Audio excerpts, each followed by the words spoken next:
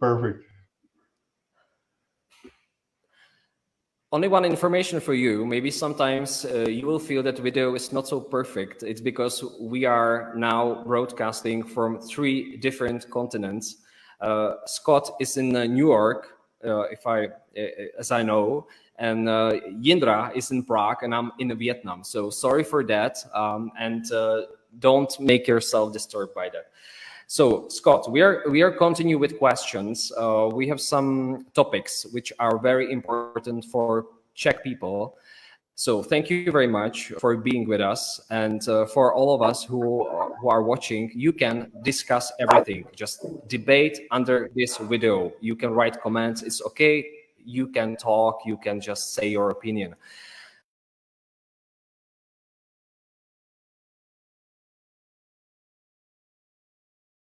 Denis Pushilin, who's the head of the Donetsk People's Republic, he in June was in St. Petersburg at the St. Petersburg Economic Forum. And the reason why I'm bringing this up is the St. Petersburg Economic Forum is organized by the Office of the President of Russia. That means Vladimir Putin. Okay, sort of his thing. It's his big moment. So when Pushilin travels to St. Petersburg on Russian soil at an event hosted by the Russian president, and he's going to speak about matters of joint concern between the Donetsk People's Republic and Russia, one needs to be fairly certain that he has pre-cleared his positions. And he said a couple things. One, that he doesn't believe the special military operation will be over until the end of the year. So anybody who thinks this is going to end in August, September, October, no, it's going to end closer to December, maybe pour over into January, February timeframe. And the reason it's going to take that long is because they're going to be taking territory that goes beyond the Donbass. They're going to basically, that Russia can never again trust Ukraine to govern Russians. Logical, since the Ukrainians have empowered neo-Nazi nationalists who view the Russians as orcs, subhumans, who have passed laws banning Russian culture, Russian literature, Russian language. I mean, close your eyes for a second. You guys are Europeans. You know the ugly history of Europe. You know the ugly history of anti-Semitism in Europe. So close your eyes for a second and listen to someone says that I am banning the Russian language. I am banning Russian culture. Now imagine for a second, they said, I'm banning the Jews. I'm banning Jewish culture. I'm banning the Hebrew language.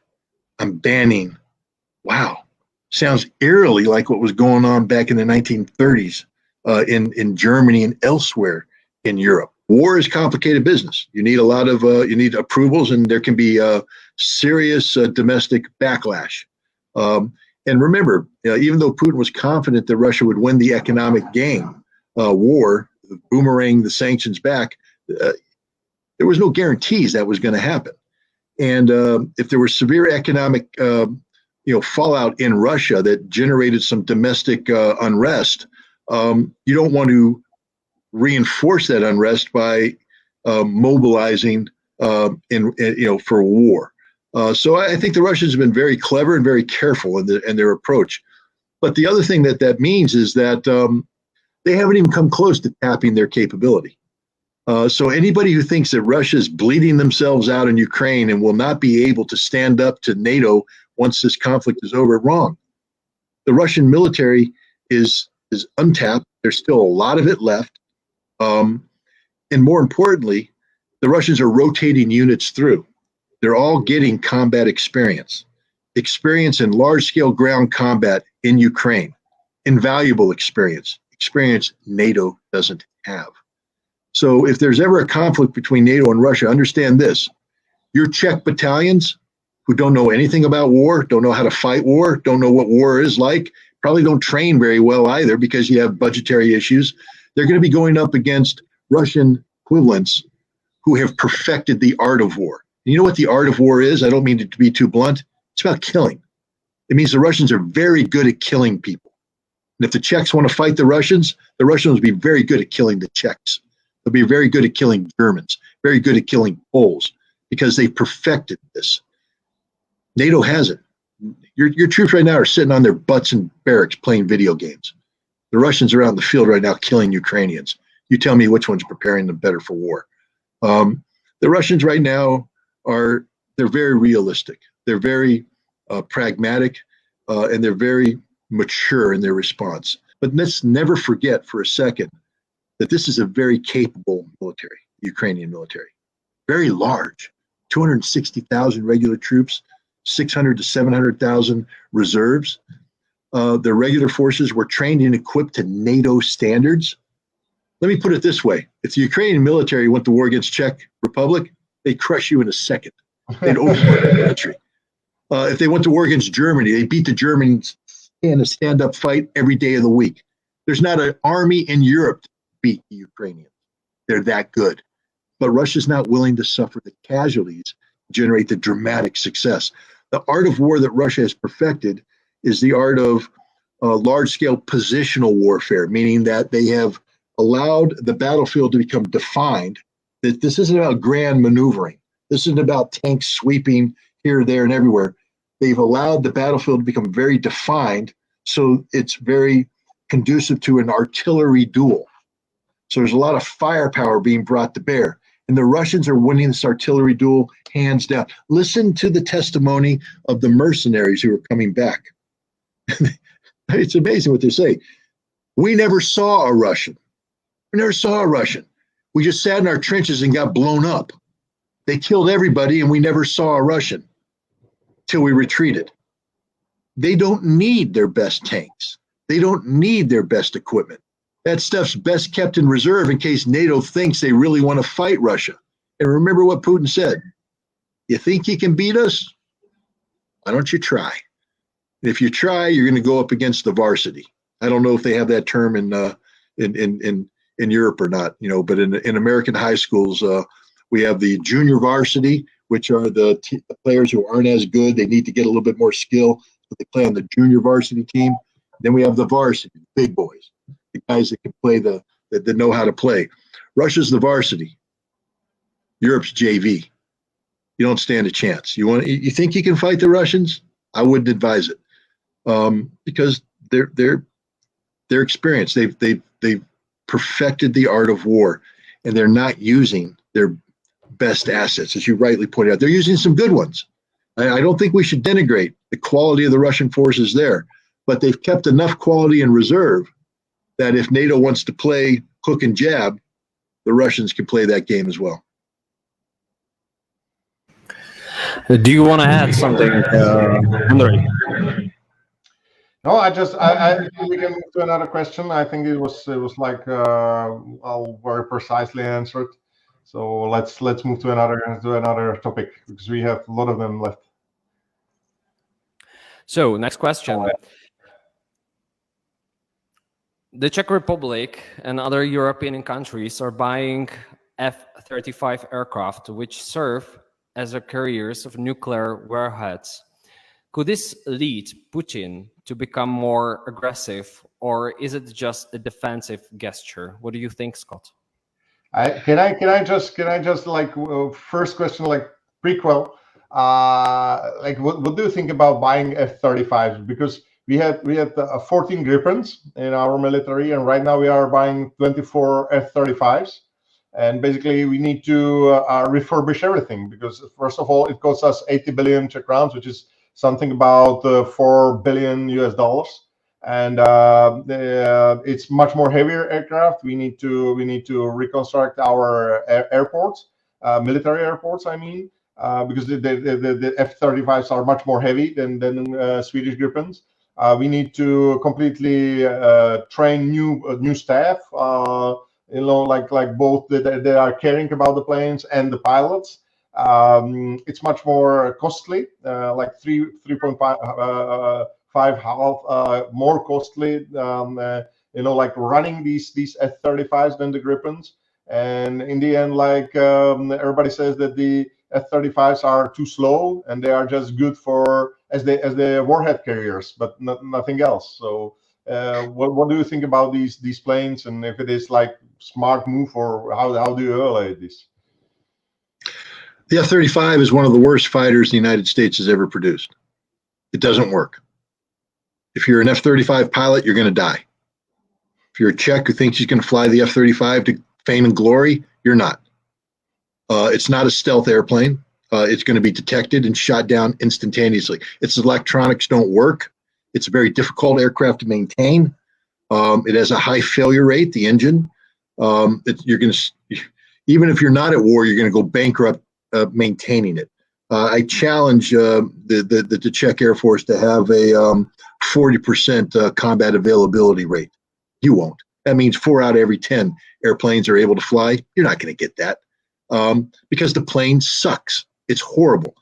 Even the U.S. Congress, who is notorious about throwing money after weapon systems, starting to wake up to the fact that this is a lemon, a giant lemon. It's a huge mistake.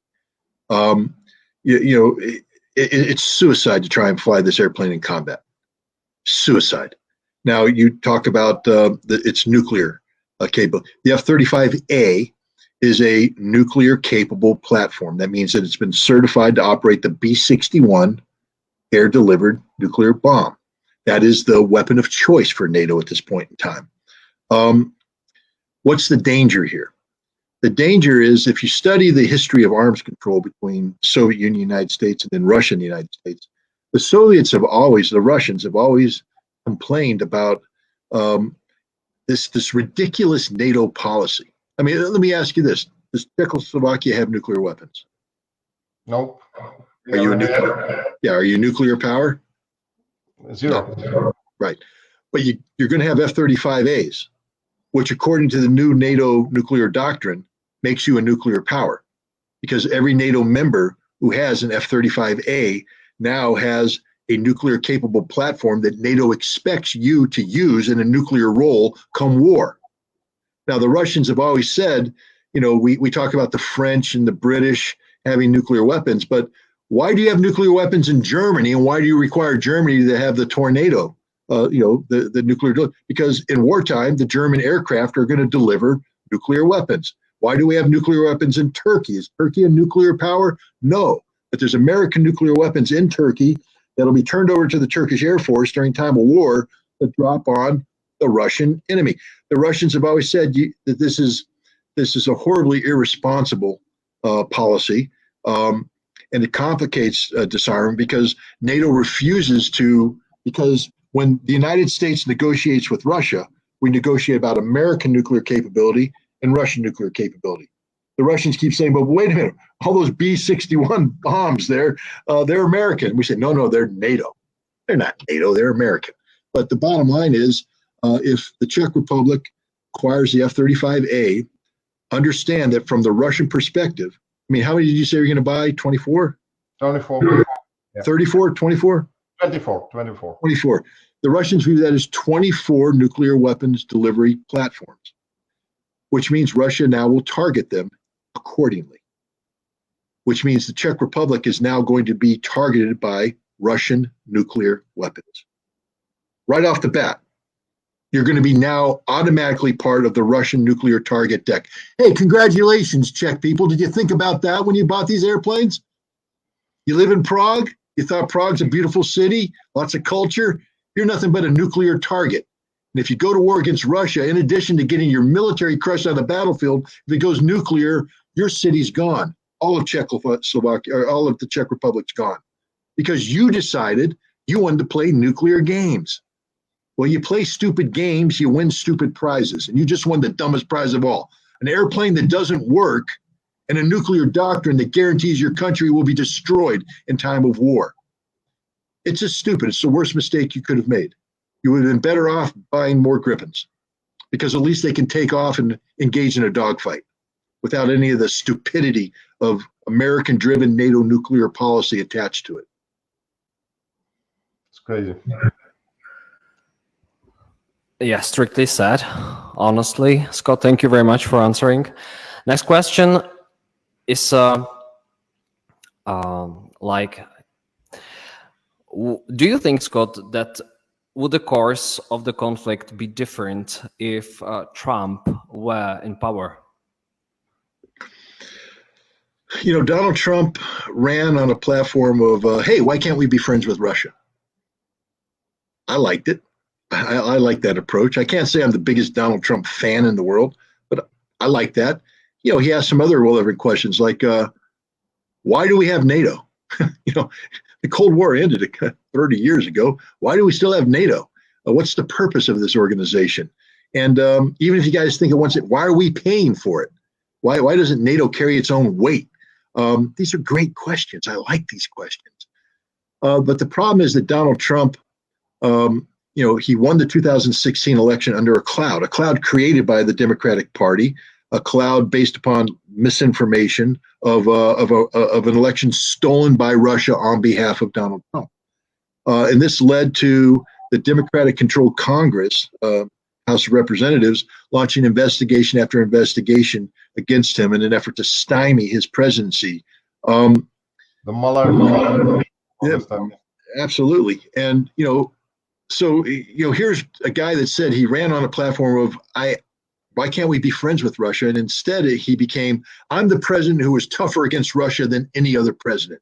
I've imposed more sanctions against Russia, which shows that Donald Trump was fundamentally a weak person when it came to Russia, that he couldn't follow through with his, you know, with his goal of being friends with Russia, that he was, that he bent to the pressure placed on him by Congress and domestic American politics, which is, you know, very Russophobic in nature. So here's a guy that has to be the tough guy, has to be the winner, has to, you know, be, you know, I'm Donald Trump, I'm the American president, I don't back down from anybody. How would he have responded in this situation? I don't know. I would like to believe that he wouldn't have allowed the aggressive posturing that led to this conflict. I would have liked to believe that he would have been more open to receiving the Russian you know, proposals regarding a new European security framework. I would like to believe he would have been more questioning of, you know, NATO's expansion, things of this nature, so that maybe we could have avoided this. But what would he have done once Russia crossed the border? Would he have been, you know, the pragmatic president that says we're not going to do anything, or would he have been the tough guy president that said we got to, you know, raise the stakes, so we've got to escalate. We can't let this stand. We can't let Russia get away with this. I don't know. But it couldn't have been as bad as what Biden has done. I mean, you know, Biden has totally fumbled this across the board. Maybe Trump would have fumbled it differently. We'll never know. We'll never know.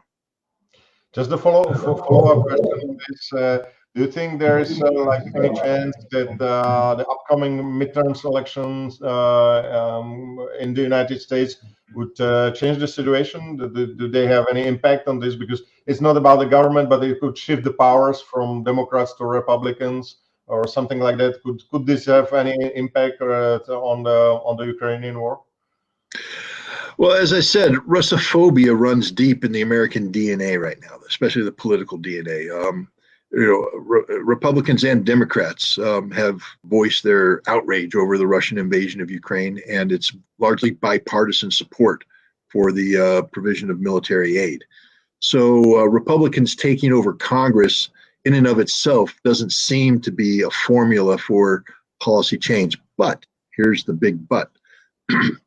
There was an American political consultant named James Carville, the Raging Cajun, who advised Bill Clinton in the 1992 election. And Bill Clinton, very smart man, was a policy wonk. He wanted to talk policy, foreign policy, all day long.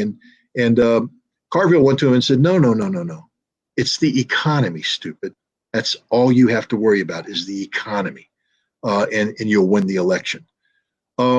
The reason why the Republicans are going to gain control of the Congress is because of the economy. 78% of Americans are unsatisfied with how Joe Biden has performed economically. It's not because of abortion. It's not because of gun rights. It's not because of Ukraine. It's not even because of crime. It's because of the economy. And so if you're a Republican who has just gained political power because of economic concerns, you may be inclined to focus on changing policies that have a detrimental impact to the American economy. And these sanctions against Russia are just mind-numbingly dumb. they're stupid, they're counterproductive. And I think that even if the Republicans don't support the Russian invasion or never will cheerlead Putin, they have been empowered by an American public that expects them to do something to address the economic situation. And I do believe that that could lead to a softening of the American posture vis-a-vis Russia when it comes to economic sanctions. Not because we suddenly fell in love with Russia, but because the American people are demanding that something be done to end, this economic downturn that's taking place largely because of our policies against Russia. Since we touched this, I just have one question. What is your opinion about the sanctions? Because right now we have record prices of gas. So, like, what do you think about the sanctions? Because there are, we had some economic experts here who are saying that the sanctions are more targeted on us than on Russia. That it's damaging, much more damaging us than Russia. So, what is your take on this? Yeah, the sanctions were literally the dumbest thing that Europe could do. Because, first of all, if you're going to say we're going to free ourselves, liberate ourselves from Russian energy, I mean, that sounds great. That's the kind of stuff the politicians run on, especially when you have a population that's been pre-programmed to dislike the Russians. So you say, we're going to free ourselves of our addiction to Russian energy. Wow, I'll vote for you. But where are we going to get the gas that's going to replace the Russian gas? We have a plan. The Americans have given us guarantees that they're going to be able to provide sufficient energy backup so that it will be a seamless transition from the Russian energy to whatever we're going to. Plus, there's this whole green thing. We got the renewable energy. This will be a great opportunity for us to invest in renewables. We can accelerate our reduction of our carbon footprint. This is all good stuff. None of it came true. I mean, look at Germany, one of the greenest countries out there. They're powering up the notoriously carbon effusive coal plants because they don't have any other option because they divorced themselves from Russian energy. There is no plan B. No plan B. That's a political failure right there. You don't begin a fight that you don't know how you're going to get out of. So why would Europe rush into this? Because they're cowards, because they're useless politicians, because they're America's poodle. We basically said jump. They said how high. Nobody asked the question why. Why are we jumping? What's the purpose of this? And the other thing is, if you're going to do something, for God's sake, don't telegraph it a year and a half advance of doing it. I mean, we're going to punish Russia with unprecedented sanctions. They've never seen anything like this. We're going to do things like cut them off from SWIFT banking system. We're going to divorce ourselves of Russian energy. We're going to do X, Y, and Z. And the Russians are going, please tell me more. What are you going to do? And then the Russians simply gathered around and said, all right, here's their battle plan. They've given it to us, thankfully. How do we respond to that? How do we prepare ourselves for this? You know who is prepared for sanctions? Russia. They had a plan B. They had a plan C. They had a plan D. People said if we cut Russia off from Europe, Russia can't exist without the European market. You've heard that. Without the European market, Russian energy will collapse. Really? That's why they ran a $150 billion surplus last quarter? Russian energy market's not collapsing. Europe's collapsing. Look how smart the Germans are. I mean, geniuses, those Germans. We always thought they were pretty good, but apparently they're not. They won't buy energy from Russia. So Russia sells the oil to India. Then India sells it back to Germany at twice the price. So Germany's getting Russian oil, but they're paying 2 times as much. Wow. Genius. And look at the price of gas. I would imagine, again, I haven't been in, last time I was in Prague was in the mid 2000, 2005, around there. Beautiful city, by the way. But I think Prague, when I saw it, had a good standard of living, high standard of living. It was a modern industrial state. What do you think helped make that possible? Do you think that cheap Russian gas helped make this possible? I'm not saying it's the only thing, but I think cheap Russian gas helped make a lot of this possible because you were getting gas at a 20 to 50% discount on the international market. Imagine if you had to pay twice as much for gas throughout the early 2000s. Would you have a lot of money left over to make your lifestyle the what it was? Or do you think maybe the quality of life in the Czech Republic would have diminished somewhat because you had to pay more for energy? You've been living a good lifestyle because of the availability of cheap Russian gas. So is a lot of Europe. Now it's gone. Look at the prices of gas. They're up. And when the price of gas goes up, the price of fuel goes up. What are you paying for diesel in Europe right now? Because in America it's insane. It's unbelievable. We have liters, not gallons, but we are paying record prices. It's like it's crazy what we are paying. So I would need to calculate it to gallons because I don't need to know the exact price, but you're paying more, a lot more. For sure. Okay, and that basically reflects on everything because I imagine you guys have trucks and truck drivers that deliver stuff from factories to the stores. These truck drivers are now paying through the nose for the diesel they need to move their trucks.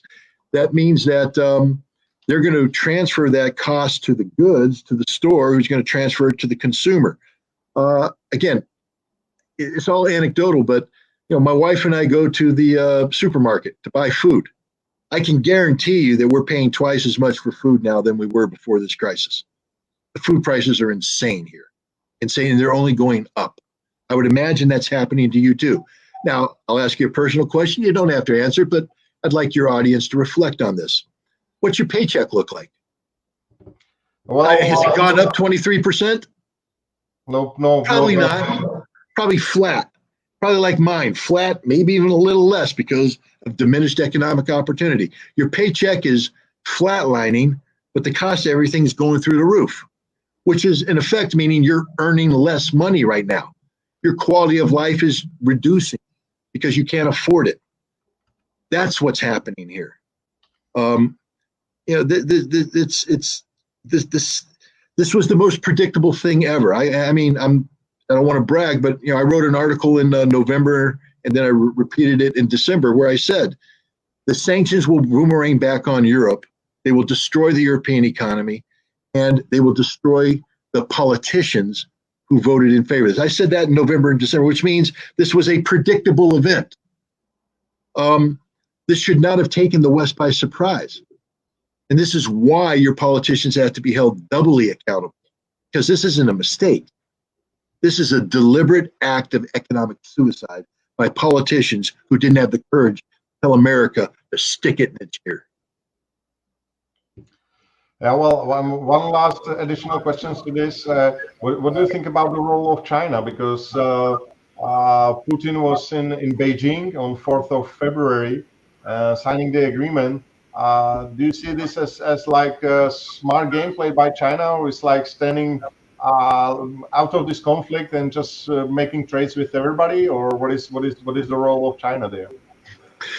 If you think China's standing out of this conflict, you don't understand the role China plays in geopolitics today. China's on the side of Russia 100%. 100%. Now, Russia, everybody says, well, wait a minute, there's no Chinese troops in Ukraine. Russia doesn't want Chinese troops in Ukraine. There's no Chinese military equipment. Really, the best army in Europe needs Chinese military equipment? I don't think so. What Russia needs is continued access to the global economy that China provides. China is buying Russian energy. China is working with Russia to create alternative banking solutions. And this didn't just happen on February 4th. Putin and Xi Jinping have been developing a very effective personal relationship for some time now. I mean, go back and look at the videos of them celebrating each other's birthdays. I mean, these are true friends who get together, celebrate their birthdays together. And this isn't, you look at the next time the American president visits Europe. Maybe he'll come to the Czech Republic. I don't know. But when he meets with your leaders, it's all very stilted. There's the handshake and the fake smile, and then they move on, and there's all this stuff going on between Putin and Xi. Ain't fake. It's real. It's a real friendship. It's genuine. And So February 4th didn't happen in a vacuum. February 4th is a byproduct of years of cultivation of friendship between the leaders of Russia and China China as nations. That's why when they say we're better than an alliance, we're stronger than an alliance, because an alliance is limited. Look at NATO, the NATO alliance. Look at the foundation of the NATO alliance. Article 5. Read Article 5 very carefully, because people keep saying that it's a guarantee of that people come to your defense. There ain't no guarantee there. It says if one nation's attacked, then all other nations will consider the circumstances of the event and what they can do, and their response doesn't have to be military in nature. The fact is, they don't have to respond at all. So that's your alliance. That's your great NATO alliance, which means that if you get involved in a war with Russia, let's say, for example, Romania provokes a fight with Russia over Moldova. And Romania says, I demand that Article 5 be enacted. I can guarantee you there's going to be a lot of NATO nations that go, nope, we ain't playing that game. You guys started that fight. Your problem. We don't want to have anything to do with it. And this will become even more so once the economy collapses. Because you know what's expensive? War. War is really expensive. And if you have an economy that's not functioning, how do you think you're going to fight a war? You're not. So the NATO alliance is actually very weak. The Russians and Chinese don't have a formal alliance, which means they can do whatever the hell they want to do. And right now, think about it. What has the United States been doing for the past 20 to 30 years? Sanctioning Russia, sanctioning China, threatening both with economic sanction after economic sanction, using this rules-based international order as a mechanism to beat both nations up, to try and build global alliances based upon, democracy versus autocracy type alignments. China's looking at what's happening to Russia and saying, that's what they have planned for us. So China can't allow the West to succeed against Russia in the Ukraine. China will guarantee that Russia wins because China understands that if Russia loses, all of that effort is going to be turned on China. The Chinese are very smart. They're very clever. They aren't looking for a fight, a military fight. They've been waging economic war, and it's not a war that they wanted to fight. Think about what's going on in the Pacific. What did the Obama administration do? They created something called the Trans-Pacific Partnership, TPP. What was the purpose of the TPP? To gather all the economic powers of the Pacific together for a giant free trade treaty. Wait a minute, not all though. They were going to leave one out. Who are they going to leave out? Chinese. The whole idea was to bring everybody together to oppose the Chinese. And then Trump withdrew from it and it collapsed. What did China do in response? They came in and they brought all those nations together in the world's largest free trade agreement. And guess who's not a member? United States. The Chinese flipped the narrative. They're smarter than we are. They're smarter than Europe is. Look at Europe. I mean, the G7, primarily Europe. Japan gets to play. What did the G7 do 2 years ago? Remember Biden came in because, the G7 is nothing more than an adjunct of the United States of America. I'm sorry, Europe. You guys suck as a continent because you don't count for anything. You're just an American stooge, an American poodle. And Biden came to the G7 in Cornwall, England, and said, hey, I got this great thing I'm doing at home called Build Back America, Build Back Better plan. I want to sell it to you. I want you guys to vote for the Build Back World plan, Build Back Better World, BBBW. And G7 went, okay, what are we doing with this? We're taking on the Chinese. We're taking on the Belts and Roads Initiative. We're going to counter this. BRI, Belts and Roads Initiative, Chinese policy since 2010, supported about $7 trillion worth of economic development into the third world, bridges, infrastructure, ports, airports. What was BBBW supposed to do? Counter. We're going to take on the Chinese. The Chinese, who have a 10-year head start, have already invested $7 trillion in developing a global infrastructure development plan. And the G7 in the United States are going to overcome that in a year. First of all, they couldn't get the plan off the ground. Nothing happened. So this most recent meeting of the G7, they came up with a different plan. Now they have $200 billion. They're going to just call it $600 billion because $400 billion is supposed to come from private investors, but no private investors going to invest in this. It's a joke. $200 billion to go up against $7 trillion, not going to happen. This is the reality. China has outcompeted everybody. They do it better than everybody. And the Chinese victory will be economic because what is G7? It's a joke. It's a collective of collapsing economies thanks to the sanctions. What's the counter to G7? BRICS. You know, BRICS. Brazil, Russia, India, China, South Africa. Wait, we get to add Iran. Wait, there's one more, Argentina. Wait, others want to play Turkey, Saudi Arabia. Basically, the whole world wants to play with BRICS. Nobody wants to play with the G7 anymore.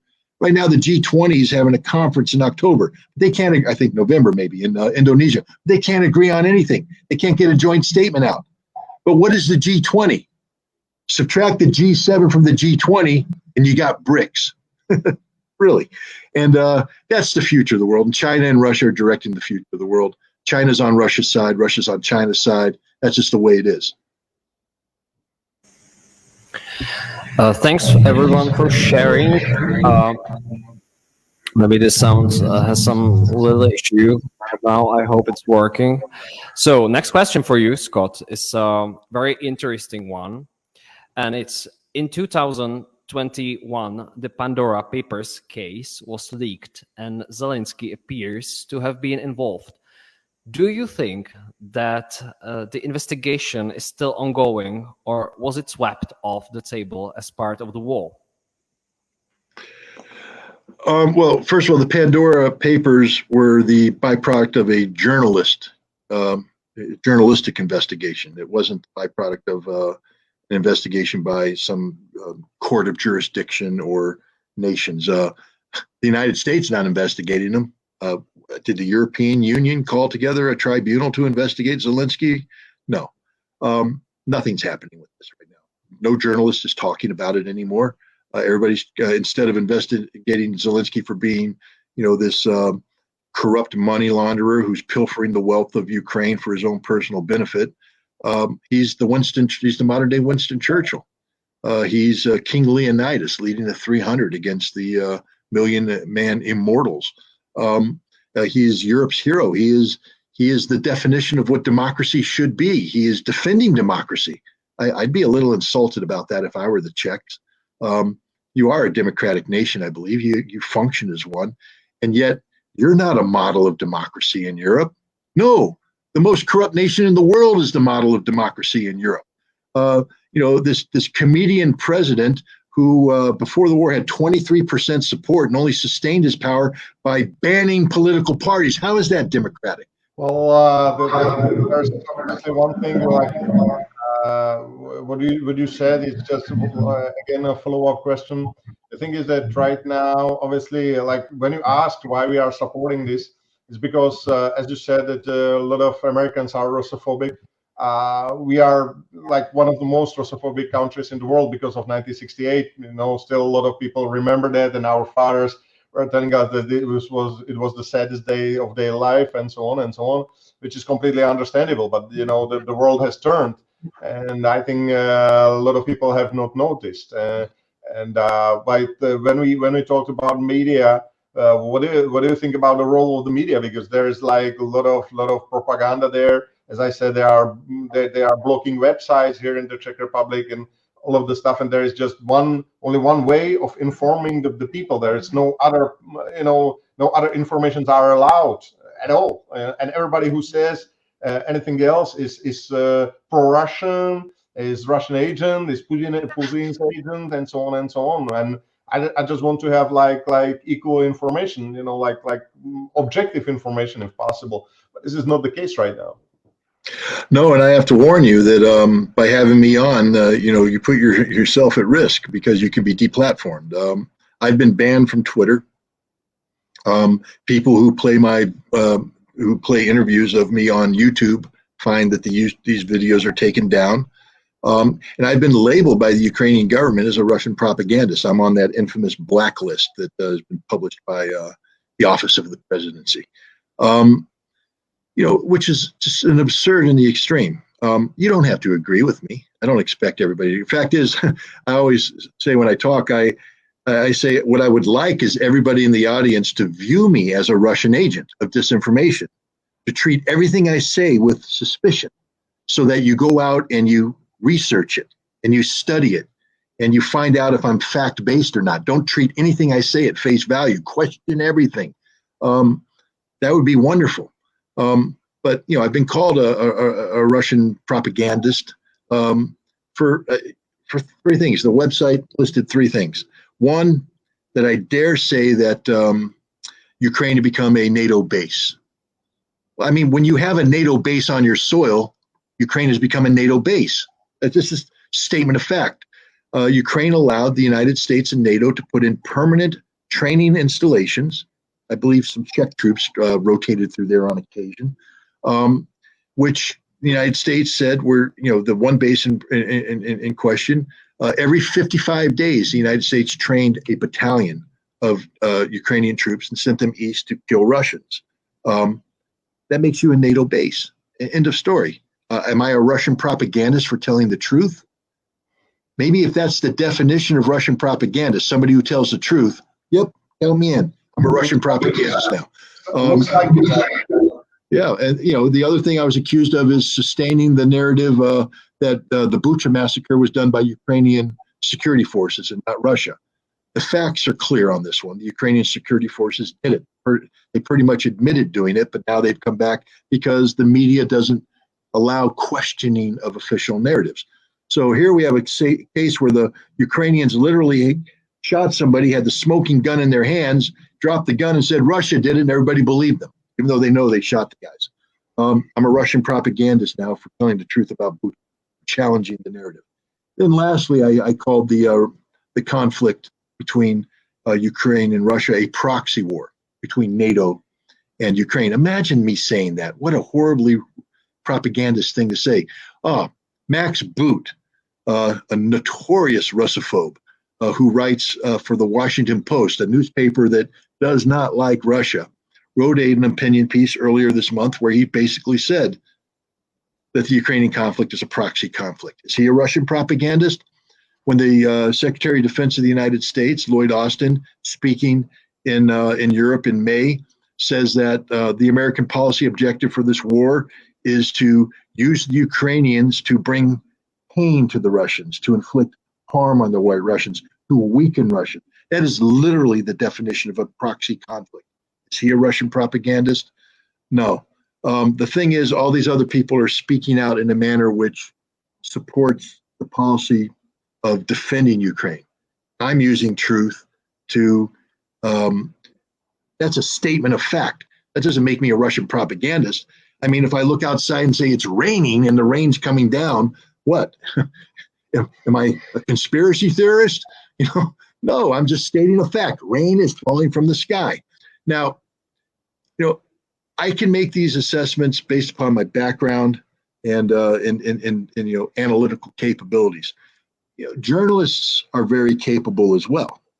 There are some very good journalists in the West who know what I'm saying is true, but they can't earn a living by speaking the truth.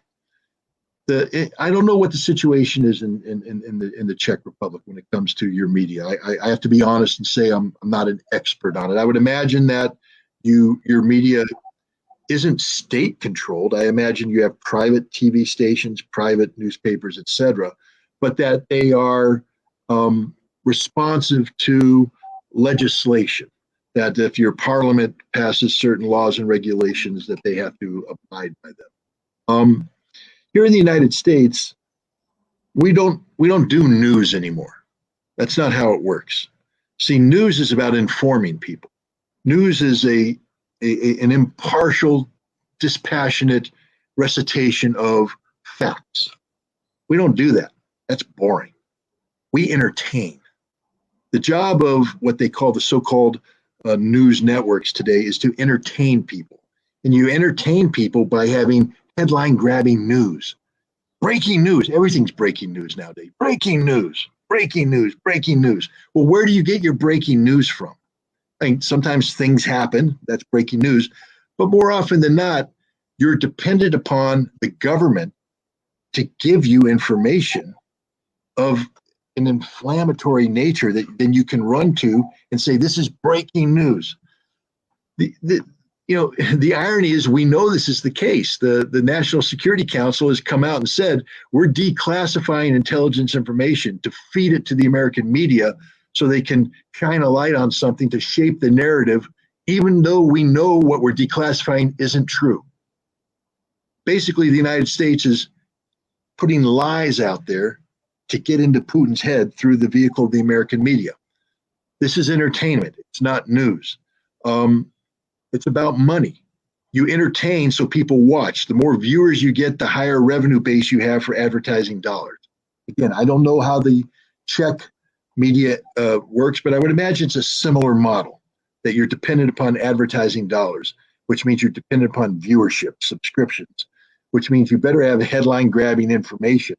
And that information better be a narrative that the government supports, because if the government doesn't support it, A, they stop feeding you information, and B, they start passing legislation which restricts your ability to promulgate that information. And then the other thing too, because all of this can be overcome by a citizen who has intellectual curiosity. We're really not prisoners of the media. We're not. Between this earlobe and this earlobe is this wonderful computer called the brain. And it enables each one of us to think independently. And we do have the ability to access information and then to ponder this information, to do more research. You don't even have to get off your butt and physically go to the library. You got Google that gives you a library at your fingertips. So you can do the research yourself. And that's sort of the responsibility of a citizen, is to empower his or herself with knowledge and information so that they can better hold to account the people they elect to higher office. But that's not what we're doing. I don't know what the situation is in the Czech Republic. I think you're probably European, which means you're progressive.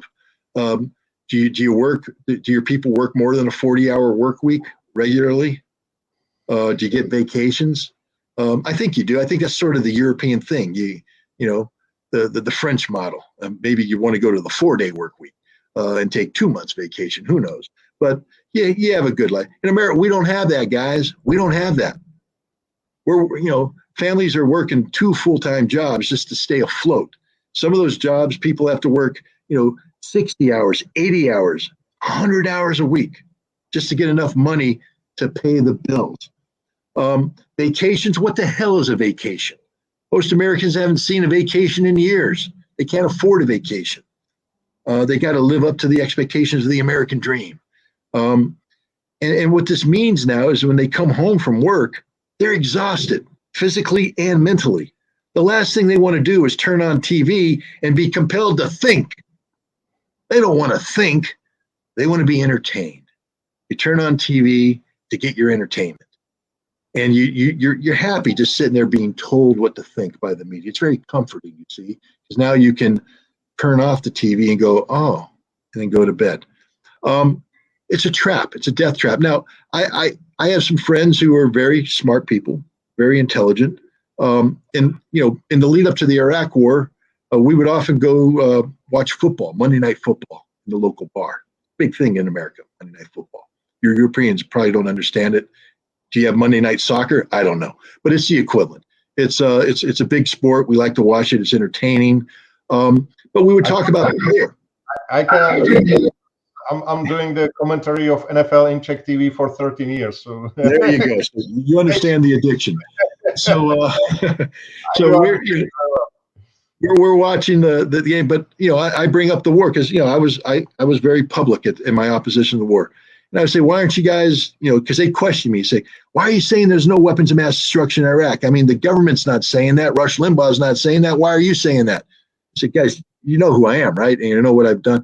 And then we talk about it, and they say, well, you can have that position because that was your life. That was your work. You're knowledgeable. But we don't know this. We only know what we hear on TV. And I said, okay, but can't you do more? Can't you do research yourself? We don't have time, man. We work. Okay, I get it. Then the game starts. It's a good game. We get into the second quarter. It's close. And suddenly the coach calls, a sweep.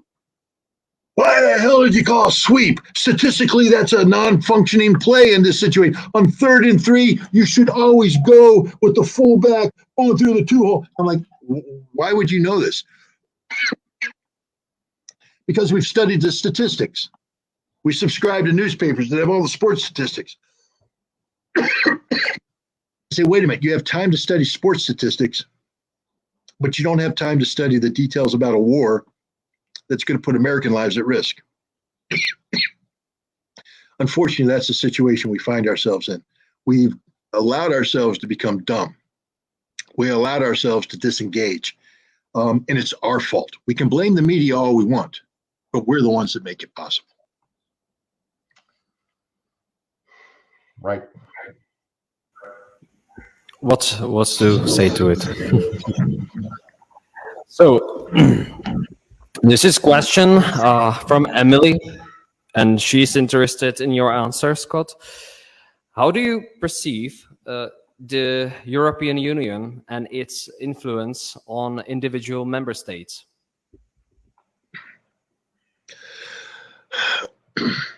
You're asking an American to comment about the European Union.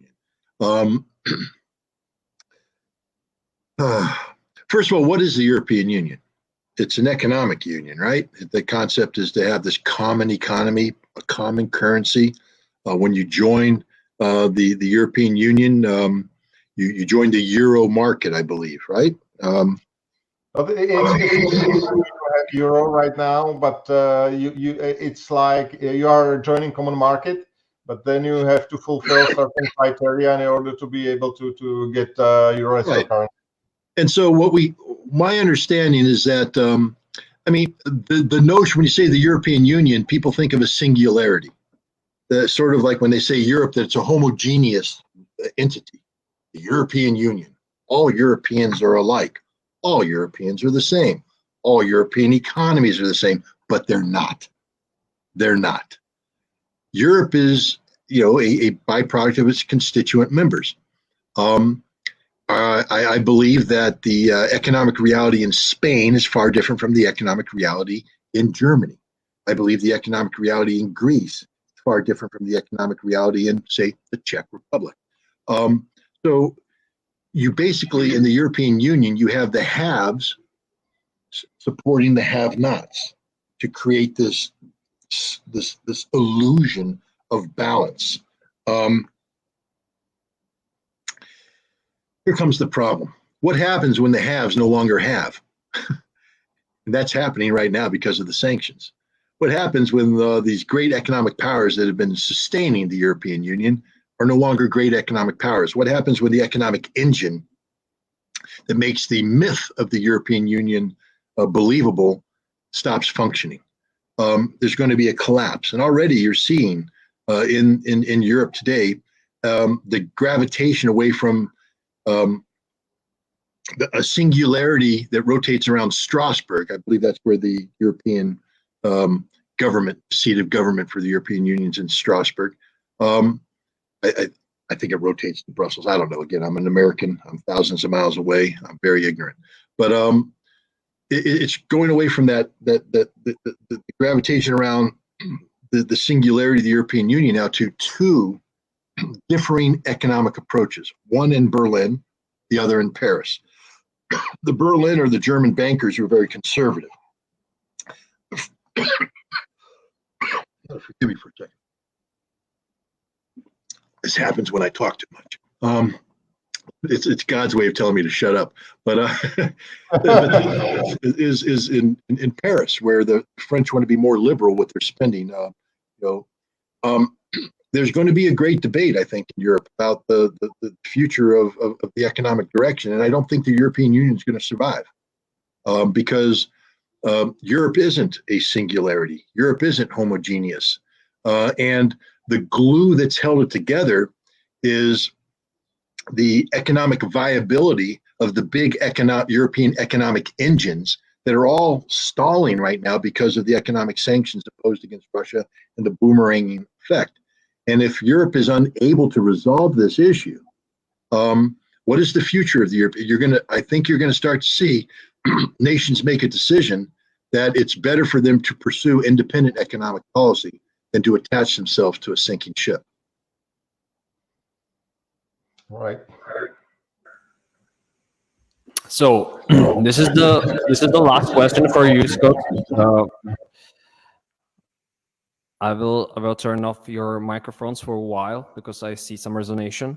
So this is the last question for you, and after that we can develop any discussion if we want, if we have any time.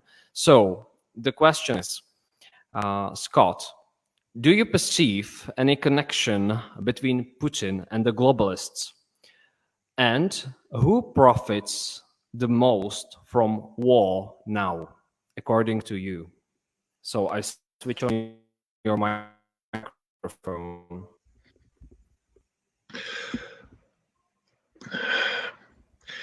You know, Vladimir Putin became president in the aftermath of the decade of the Yeltsin debacle. And I don't know if Europe is familiar with what happened in Russia in the 1990s, as it should have been, as it should be. Yeah, I get it. The Czech Republic, Czechoslovakia back then, a lot of bitterness about the Soviet era that dates back to 1968. Hell, it dates back prior to that, because I believe that there was a suppression of Czechoslovakian democracy in the 1940s. Some guy got pushed out of a window, I believe. So this, I get the fact that there was resentment, and maybe a lot of Czechs were dancing in the streets as they watched Russia suffer, because Russia suffered in the 1990s. But Russia was suffering not because of the failings of Russia per se, but because of the policies of the West, the exploitation of Russia by the West, using democracy or the promise of democracy as a mechanism of control. If you think that Russia was democratic in the 1990s, you don't know the definition of democracy, because democratic nations don't put tanks in the street, as Yeltsin did in October 1993, and fire upon their parliament, as Yeltsin did. Was this a free and independent Russia? No. Look at the cover of Time magazine in 1996, bragging that the United States bought the election to put Yeltsin back into power. I mean, you want to talk about electoral interference? America bought an election in Russia. We even admit it. We confess it. There's a lot of suffering. Yeltsin was a horrible leader, a despicable leader, a drunk, not up to the task. And his weaknesses were exploited by the West.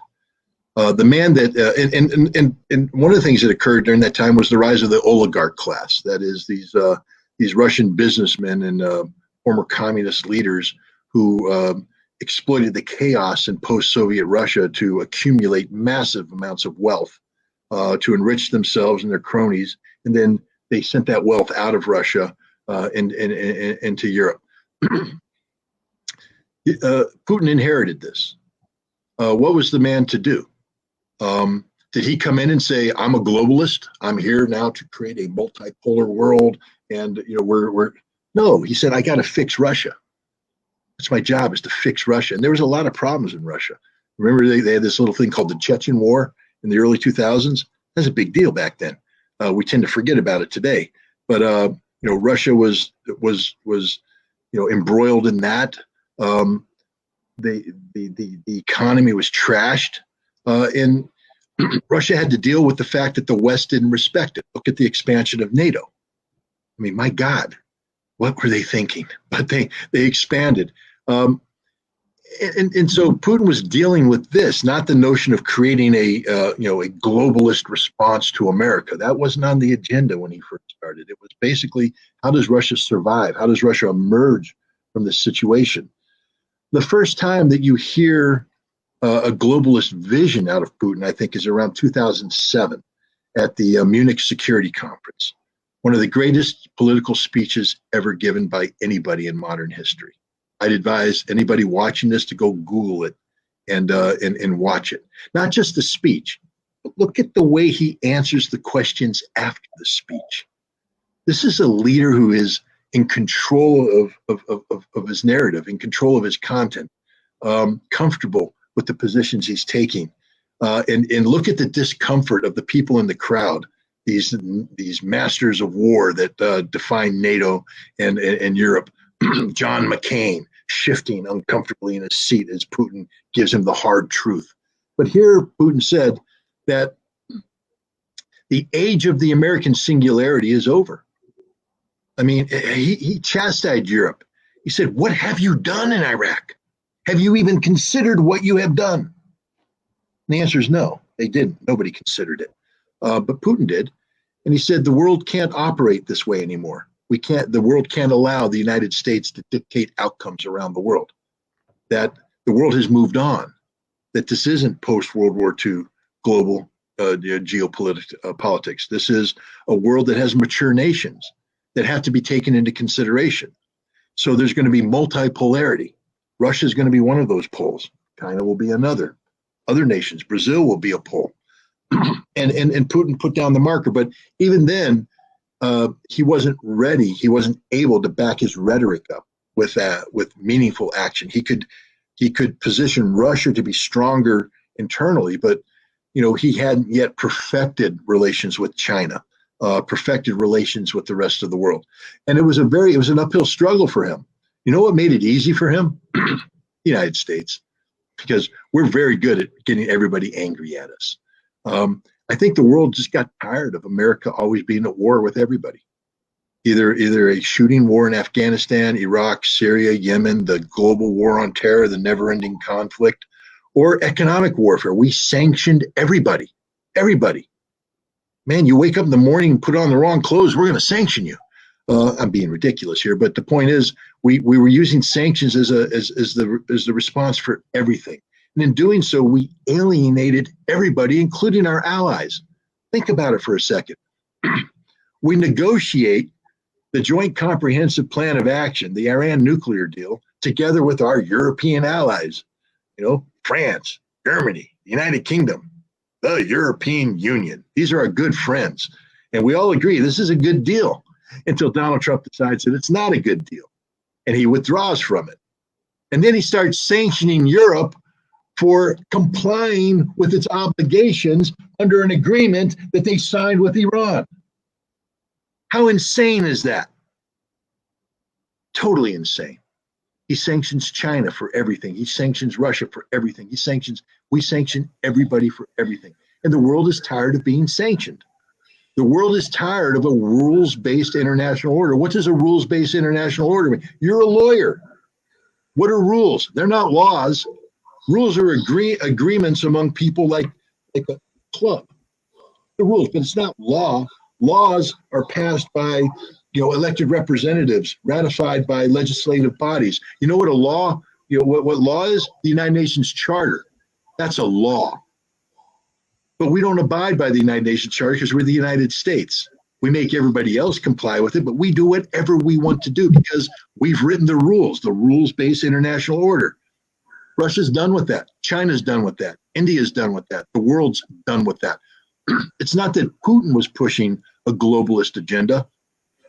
The United States made the world embrace a globalist agenda because that is the appropriate response to unilateral American hegemony. It only makes sense for Russia to go down this path. When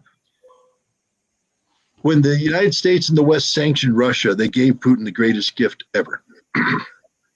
They destroyed the oligarch class. Destroyed it. They're gone. Putin doesn't have to worry about them anymore. In fact, Putin just kicked them all out. I don't know if you've been watching his speeches, but he gave a great speech where he said, get the hell out of Russia. Go fall in on your wealth, on your boats, on your yachts, on your, all the stuff that you stole from Russia. Go. Leave. Don't ever come back. We're done with you. This is a huge gift to Putin because he doesn't have to worry about the oligarchs anymore and the problems that they cause economically and politically. The other thing it did is, Putin always had to be worried about 25 to 30% of the Russian population, who were inextricably linked economically to the West. These are the people that had joint economic enterprises in the West. They were employees of Western companies, etc. But Putin couldn't divorce himself from the West because to do so in a sudden fashion would cause these people to rise up. And remember, it's a democracy in Russia. Even though Putin is a popular leader, if you get 30% of the population to turn on you, when you already have 30% of the population voting against you, that's 60%. And the last time I checked, that sort of wins elections. So the best way for Putin to lose the election would be to alienate the 30% of the Russian population that was linked to the West economically. What did the West do by imposing sanctions? An immediate economic divorce with Russia. Immediate economic divorce with Russia. And who's to blame? Putin. Putin's not to blame. The West is to blame. So there's no political downfall, no downside for these sanctions. These 30% are now angry at the West.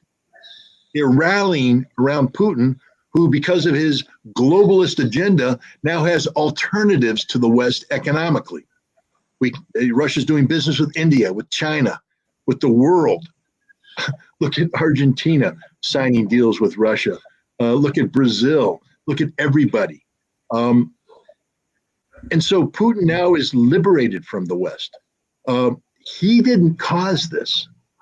The West caused it. So I have trouble when people say, Putin's globalist agenda.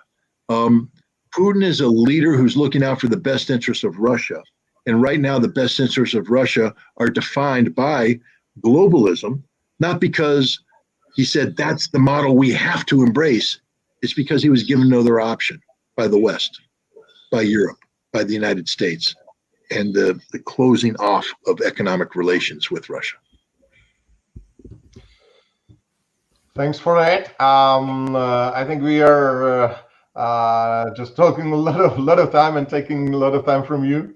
But one last question, because I have to ask it. It was a point of public debate, and kind of very strong point of the debate was that 13 biolabs that should have been placed in Ukraine. First, the media said there were no biolabs. Then, everybody saw the contract. Then Victoria Nuland admitted with Marco Rubio that there have been biolabs in Ukraine, and that they are actually afraid that Russia will take control of these biolabs. And then media came with another story that it's defensive biolabs, that they are not like producing biological weapons, but they were trying to research the defensive measures and protection against the bioweapons. So can you please give us your take, your opinion on this? Very complicated question. And I say that not because I'm trying to dodge it. I'm just preparing you for the answer, because it's not an easy answer at all. When the Soviet Union collapsed, there was a great concern in the United States and indeed around the world about the status of the former Soviet chemical, biological, nuclear programs. Even their ballistic missile programs, we're going to sell this technology. How do you bring this under control? And it's not just about bringing the weapons under control. How about controlling the scientists, these very knowledgeable people who now are unemployed, in many cases unemployable. And, the fear was that they would take their knowledge and go elsewhere to other nations that might seek to acquire the capability to produce these horrible weapons. So we had senators, Senator Sam Nunn and Richard Lugar, came together and they passed something called the Nunn-Lugar Act, the Cooperative Threat Reduction, where we would work together with not just Russia, but the former Soviet republics to bring these weapons capabilities under control. And as an important part of it, to create an employment vehicle for these scientists so that they could stay in Russia, have and have the ability to earn a meaningful salary and not sell their knowledge abroad. In Ukraine had some Soviet-era biological weapons laboratories. In 2005, the Cooperative Threat Reduction Program, through the Defense Threat Reduction Agency, initiated a formal agreement with the Ukrainian government to bring these labs under the control of a joint collaboration between the Ukrainian government and the Defense Threat Reduction Agency. So you'd bring these labs under control, and the key aspect of bringing them under control was to gain control of any deadly pathogens that might be stored there, and then to dispose of these pathogens, and then to repurpose the laboratory so that it could do gainful employment for these scientists.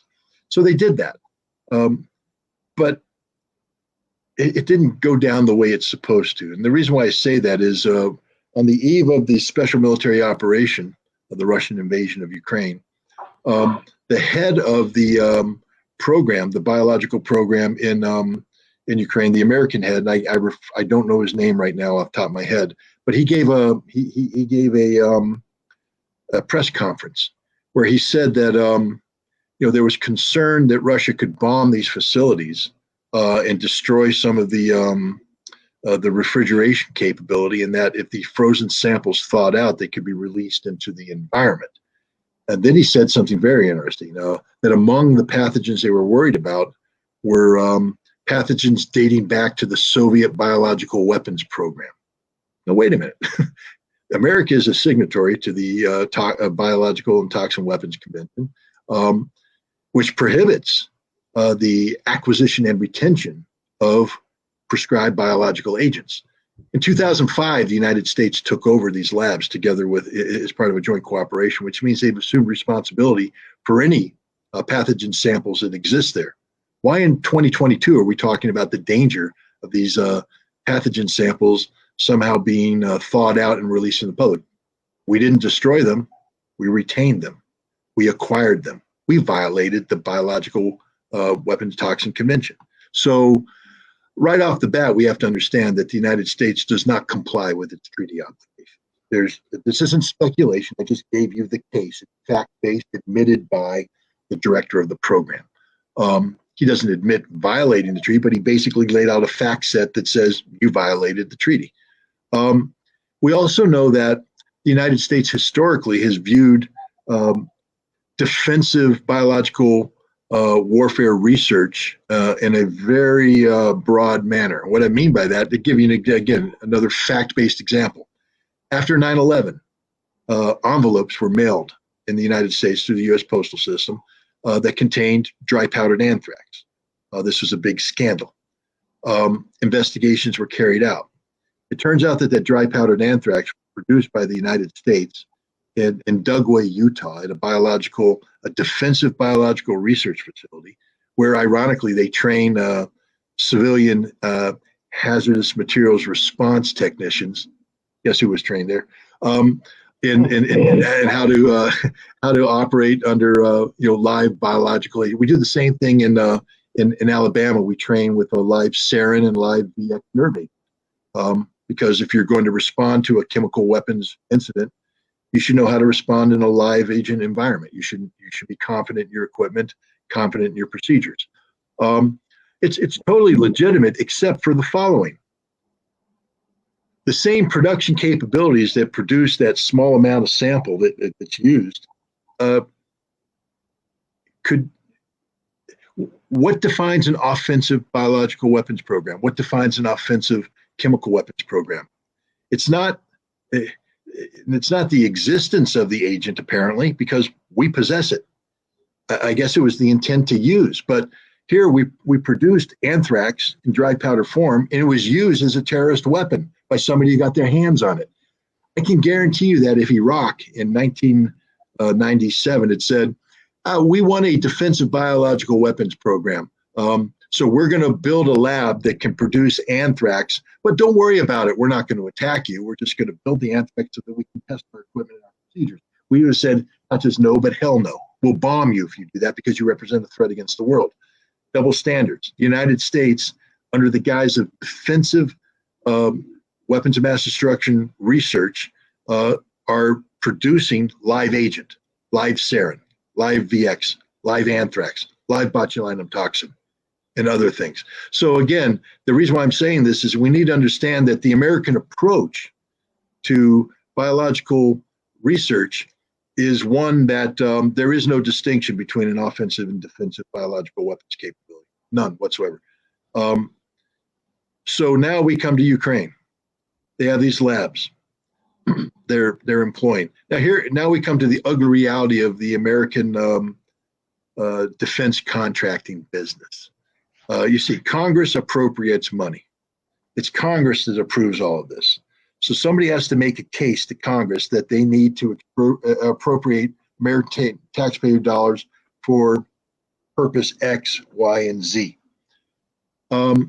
So Congress gave a broad brush approval for programs designed to contain and control prior biological warfare programs. So that's why they authorized those first couple contracts to bring the Ukrainian biological programs under control. But now people have to come up with work for these scientists to do. What are they going to do? So now they got to appropriate more money. They need a job to do. Well, why not research local potential sources of future pandemics? So we need to have scientists that go out and collect information about this disease, that disease, et cetera. Okay, money was appropriated, the lab's built. Man, why don't we build a new lab? Instead of relying on these old labs, why don't we ask Congress to help us build a new lab to do this new work? Okay, they do that. Meanwhile, a defense contractor says, I'd like to look at maybe deprogramming solid rocket motors or something like that. And Congress says, no, we're not going to fund that. You see, if you don't get the funding, you're not making money. You're not much of a business. So they sit down and they go, well, wait a minute. We need to make money. Hey, boss, they're building biological labs in Ukraine like it's going out of style. Why don't we just come up with another reason to build a new biological lab? So they put together a proposal. They send the proposal in, it gets approved, it sends to Congress, bam, they fund it. So now you build another laboratory, but it has to have a work to do that's different from other. So you have to come up with other reasons to do things. So you expand your research. And remember, our definition of defensive biological lab is different from what the world would expect, because our defensive biological lab is really an offensive biological weapons research facility, because we're gathering actual agent and then we're testing how people could use it. Now, that's a theoretical model on what the enemy might do against us, but there's no difference. If we're testing how it's going to be used, it's an offensive biological weapon. And we built a whole bunch of these laboratories in Ukraine, and they were doing some really ridiculous stuff. And I will just say this about the way the defense contracting business works. They come up with every crazy idea in the book, and if you're going to fund it, they're going to do it. And so at some point in time, somebody thought it was a good idea to do research on bird flu that would be genetically modified only to address Russian Slavs, and it would be disseminated by putting it into migratory birds who only flew into Russia. Sounds a hell of a lot like an offensive biological weapons program to me that's focused on Russia. But we've called it defensive because we have an expansive definition of what defensive means. That's what was going on in Ukraine. Do I think that somebody in the United States said, we're going to build an offensive biological warfare facility? No. I think these people actually believed they were doing defensive biological warfare research, but their definition of what constituted defensive biological research is this is an expansive American definition, which is really an offensive biological warfare program. They just never thought they were going to get caught. They never thought anybody was going to ask the questions, because Congress is not asking the questions. Congress gave them the money. Who's holding them to account? The Ukrainian government? No, they're more than happy to receive the money too. Any journalists that come up, they're called Russian propagandists, disinformation specialists. There was a great journalist out of, I think, Bulgaria that was doing some fantastic research on this issue. Dismissed across the board, even though everything she said was true. The only reason why we're talking about this now is that Russia captured the damn laboratories, got a hold of the documents, and they're publishing the documents, and the documents are forcing people to ask some very uncomfortable questions, like just what the heck was going on in these labs. But you know who should be asking those questions? Congress. They're not. Why? Because the American people aren't demanding it of them. And that's the situation we're in right now. This is a very dangerous situation because we don't know exactly what was going on there. And I have to tell you that If I were the Russians reading these documents, I would not be happy at all. How could you ever again trust the United States if half of what they're saying is true?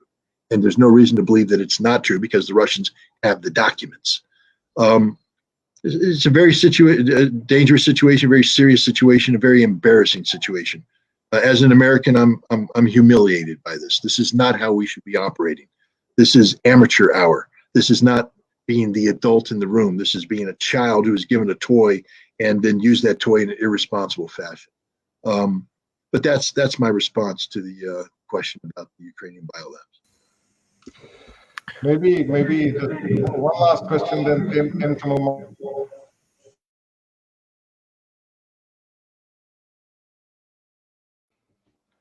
thank you, Tom. One question that was just popping up my mind. Sorry, it's for 4:40 in the morning in Czech Republic.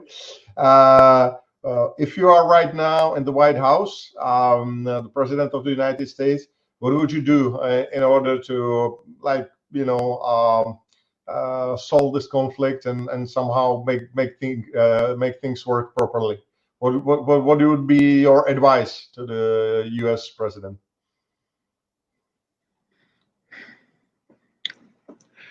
First of all, this war has to come to an end.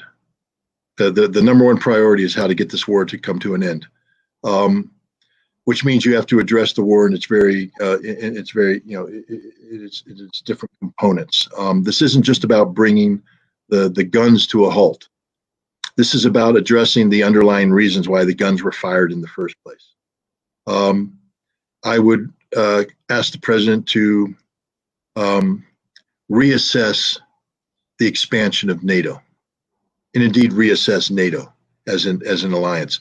I don't think I could advise the president to dissolve NATO. I think that's too radical at this point in time. Both the United States and Europe have invested too much into NATO, but I think NATO can be redefined back to a legitimate defensive alliance without this pretense of global ambition. I think NATO can be downgraded. It doesn't have to be, this earth-shattering, collective. NATO should just be a simple military alliance designed to protect the defensive interests of its constituents. That way you can, I think you could responsibly talk about the buildup of NATO military power without threatening people around the world. There doesn't need to be a 300,000 man rapid response force. What there needs to be is a German armor brigade that can actually function. There doesn't have to be, 4 deployed troops in Poland and the Baltic states. What there needs to be is a Czech military that can actually accomplish the mission that it's been given. I mean, think small. Do the basics first before you start being big. And that actually makes you stronger than you think. But you don't, what do you have to defend yourself against? You're a defensive alliance against what? You don't have to create an enemy. In fact, you should be working to make sure you have no enemies. And that means that the relationship with Russia has to be rethought significantly. First of all, why is Russian energy a threat to Europe?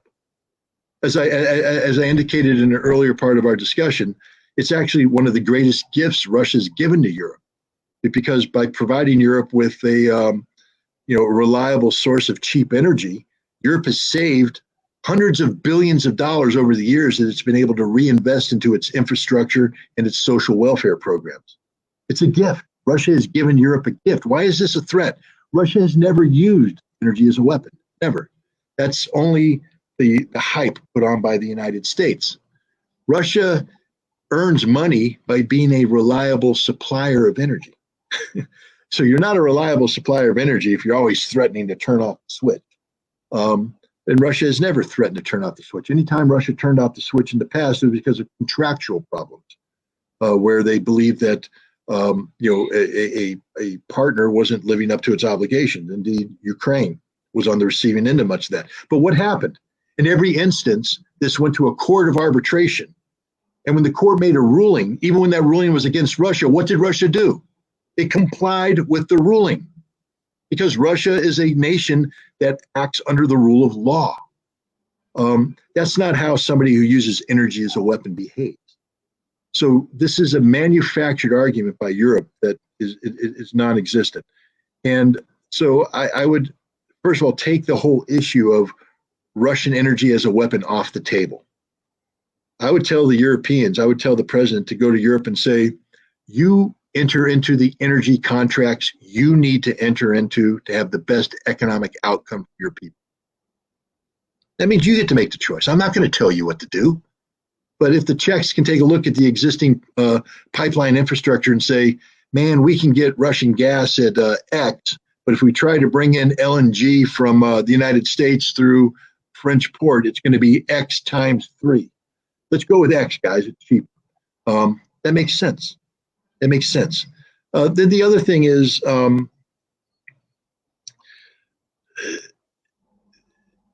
NATO is going to have to figure out what its posture is going to be vis-a-vis Russia.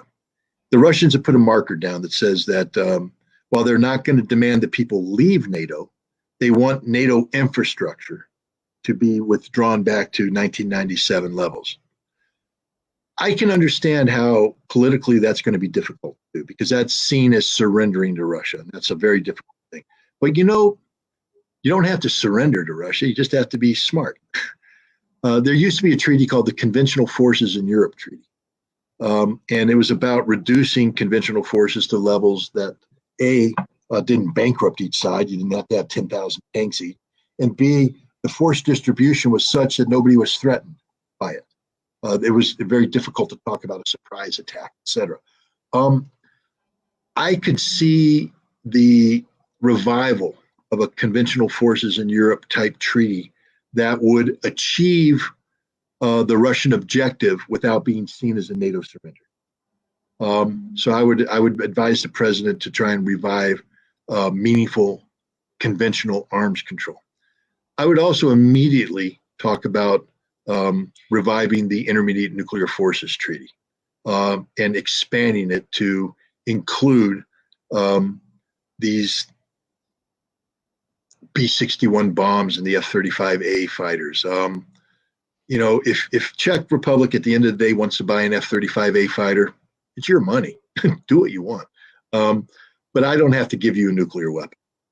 Okay, I don't have to make your F-35As a nuclear delivery vehicle. Fact is, I should be seeking to eliminate all nuclear weapons in Europe. We should make Europe a nuclear-free zone, which means that the French and the British are going to have to come on board too. There really is no reason for an independent French strategic nuclear deterrent capability, and there's no reason for the British to have Trident nuclear submarines.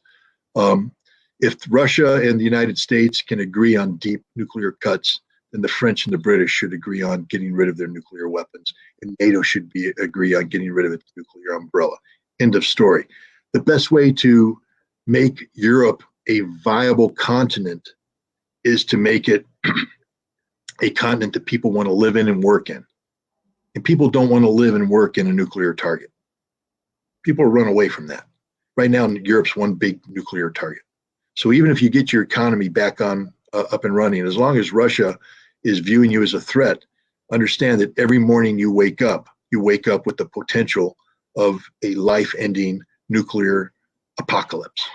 So I would advise the president to work with my NATO allies to come up with a very realistic nuclear disarmament plan for Europe that also required Russia to make deep and meaningful cuts. I mean, if Europe eliminates its nuclear capability, Russia doesn't need to have so many nuclear weapons. And because Russia has such a great relationship with China, there's no reason for Russia to have all the nuclear weapons that it once possessed as well. We could see, the reduction of strategic nuclear arsenals across the board to levels that were unimaginable. When we started building a nuclear arsenal, American military planners said we need 400 nuclear weapons to end the world. 400. Well, we got 1,500 plus. I think we could get this number down to 600, 500, maybe even 400 on each side, and that's good because now you're just one step away from zero. That's an even better thing. But that's a little too pie in the sky right now. Let's deal responsibly. But I need to create a European security framework that Russia's comfortable with. We have to respect Russia's legitimate national security. That doesn't mean surrendering. It means creating something that's mutually beneficial. Does Germany really need to be spending 100 billion euros to rebuild its military? I don't think so. How expensive were these F-35A fighters for you guys? Pretty expensive. You don't have to give me the number. $4 billion. Isn't there things you could do with that money that's more productive to your society than spending it on an airplane that doesn't work, an airplane that only increases the threat to your nation? And all of Europe should view that. I'm not saying surrender. I'm not saying don't have a military. Every nation needs to have the ability to defend itself. But I am saying that you don't need a military capable of fighting Russia if you make Russia your friend. That's just a statement of fact, and that's the direction that people should be heading. That would be my advice to the president. And then lastly, I would say don't just pick up the phone and talk to Putin. Get on a damn airplane and go to Moscow. Okay? He's earned that. He's earned it. You go to him. You go to him. You meet him in Moscow. You sit down as equals and work this out like adults. Stare him eye to eye, not threatening him with sanctions, but saying, hey, I really do want to work out a peaceful solution to this. We recognize that our policies may not have been conducive to peace. We'd like to come up with policies that are conducive to peace for both Russia, the United States, Europe, and the world. Now, whether or not the president be willing to listen to this, remember, the president may agree with everything I just said, but he has to deal with a Congress that's not programmed to accept peace with Russia. He has to deal with European allies that would view any meaningful effort towards establishing good relations with Russia as a sign of weakness. Why does Europe believe that the only way that you can be strong is to stand up to Russia? The actual way to make Europe stronger is to have good relations with Russia. That's the bottom line. Europe would be an economic powerhouse. They wouldn't be wasting money on a military that they can't use. Look at all the money you're spending on your military. You do know that if you use your military, they will all die because your military can't fight the Russians. And the only way you can fight the Russians is to escalate to nuclear conflict, and then we all die anyways. So why do you need to spend money on a military that can't be used? I'm not saying surrender. I'm not saying demilitarize. I'm saying being realistic in your military needs. What military does the Czech Republic need? Who threatens you? Russia doesn't threaten you. Who threatens you? Not too many people threaten you. So how big of a military do you really need? Do you really need those F-35A fighters? I don't think so. But that's, again, a question for the Czech to ask themselves. Good question. Good question, to be honest. Scott, thank you very much for everything. I think Thomas has also exhausted all of the questions, and that we are coming to the end. It was a wonderful discussion. I must say I'm excited about your honesty and giving the expert opinions on all of the stuff that really matters to Czech Republic, to Europe, to the world. And it was real pleasure and a real honor to talk to you, Scott. So thank you very much for having you here. Well, thank you very much, and hopefully I'll be able to meet you guys someday in a Prague bar, and we can have some of that delicious Czech Pilsner. You're more than invited. You're more than invited. Anytime you're coming to Czech Republic, just give us a call, and we're there at the airport, pick you up, and bringing you to the best bar we have here. Well, thank you very much. If there's any development on this conflict, we would like to invite you again. So if you are, I'm at your disposal. If you feel there's a need to talk, just call me up, and I'll be happy to talk with you anytime. Thank you very much, Scott. I really appreciate it. Really. It was my pleasure. Thanks. I want to thank you as well, Scott. Thank you very much for your time and for everything. Henry, Jindro, thank you very much for providing this great opportunity. It is honor. Thanks both of you, and for you, all listeners, you were watching us all the time. This video has I think more than 2 hours. So I hope it was not exhausting for you and you got a lot of information, a lot of new statements, a lot of perspective from someone whose career is enormous. Scott worked in this field for many years, has many experience. So Scott, once more again, thank you very much for sharing everything openly with us. I hope that people in the Czech Republic will share this idea. So please share this interview with other people. Maybe they will not agree with everything. It's okay.